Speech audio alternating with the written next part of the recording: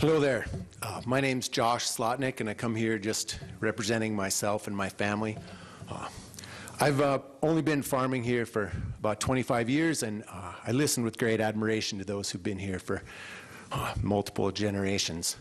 And coming up here with my heart racing to talk to you all, I'm also want to say I admire all the other people who came to talk. This is a tough spot.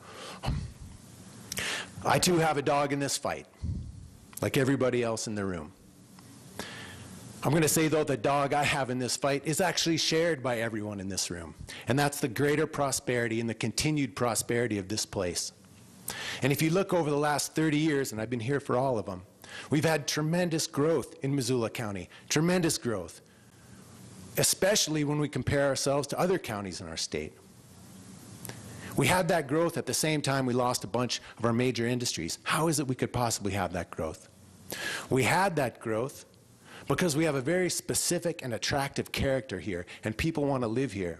And I would say if you were to go out into Missoula and peel back the signs from new businesses, you'll find someone who moved here without a whole bunch of money. They didn't move here for a job. They moved here because they wanted to be in this place. And then they got innovative and figured out how to do it. So how does this connect to what we're talking about right now? Our vibrant local food system and our open spaces are part of what make this place so spectacularly attractive and bring people here. I would say that our character, our unique character, is the engine for our growth. And if we want to have another 30 years of great growth, we need to maintain that character. We can't turn Missoula County into everywhere else in America, or people will stop coming here. So you hear different sides in this debate right now. We'll hear it tonight. And I think it's kind of a bit of a false fight.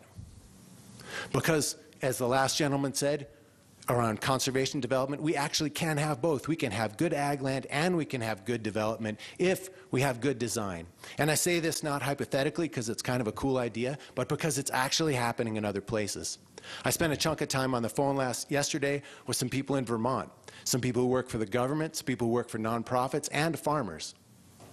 The laws that we're all talking about right now have actually been in place in Vermont since 1970.